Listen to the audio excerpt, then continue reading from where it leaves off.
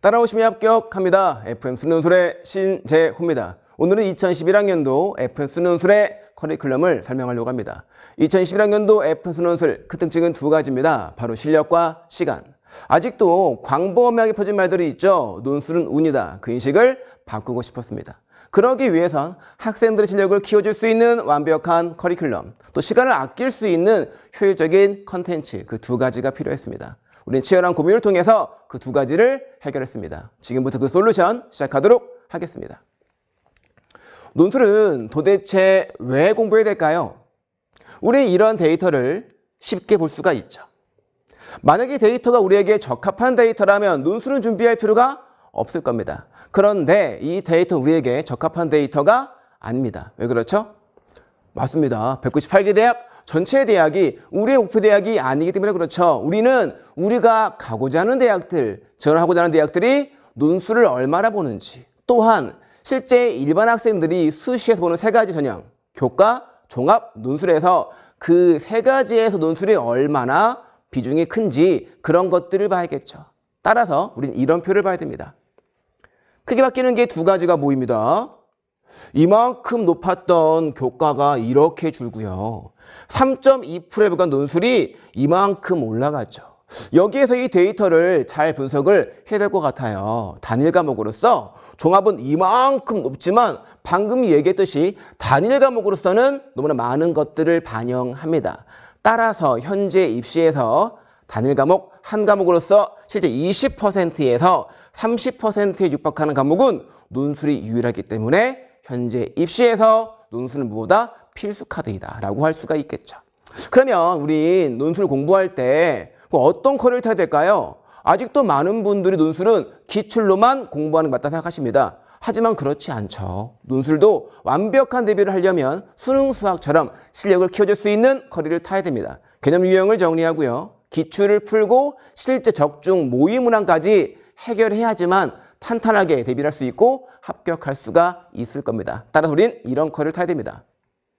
꼭 들어야 되는 저스티스 코스, 바로 수리논술의 개념 유형 강좌라고 보시면 됩니다. 실제 우리가 많은 기출 또는 모든 기출을 풀 수 있다면 관계가 없지만 현실적으로 그렇지 않죠. 그렇기 때문에 기본적으로 나오는 빈출 개념 유형들을 학습할 수 있다면 그런 것들을 정리하고 나서 기출과 모의 문항들로 빈틈을 채우는 게 가장 효율적인 방법일 것입니다. 바로 이 강좌는 논술의 뼈대를 세우는 강좌다 보시면 되겠습니다. 그런 다음에 바로 파이널 코스, 선별된 기출을 푸는 것이죠. 방금 얘기했듯이 모든 기출 풀 수 있다? 그럴 수 없다. 그러므로 가장 효율적인 방법으로 공부하기 위해서 선별된 기출을 풀어주고, 또한 올해 같은 경우에 2015 개정의 첫 해이기 때문에 나올 수 있는 유형들을 적중해줘야 됩니다. 뭐 이런 거죠.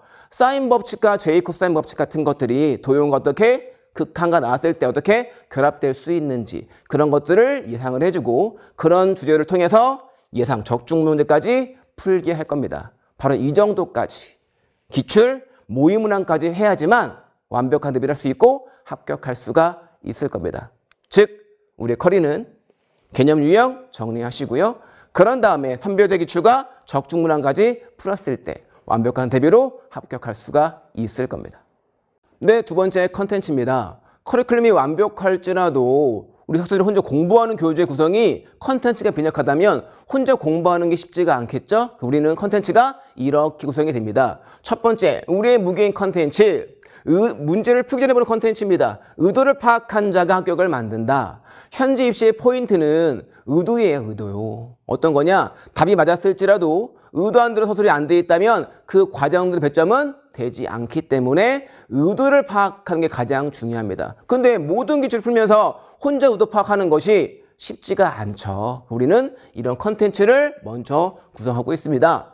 문제 풀기 전에 이런 내용들 읽어가면서 이런 내용들은 이렇게 접근하는 게 맞아. 이런 내용들은 이렇게 유형이 접근되고 있어. 이런 걸 미리 볼 수 있다면 좀 더 효율적으로 준비를 할 수 있겠죠. 이런 컨텐츠는 읽기만 하면 의도 파악하는 눈이 생겨지는 것입니다. 그런 다음 문제를 풀 때 당연히 힌트를 얻고 문제를 푸는 것이기 때문에 문제를 푸는 시간도 단축되고 훨씬 효율적인 준비를 할 수가 있게 되는 것이겠죠. 그런 다음에 강의 문제풀이를 듣고 나서 그런 다음 보는 컨텐츠입니다.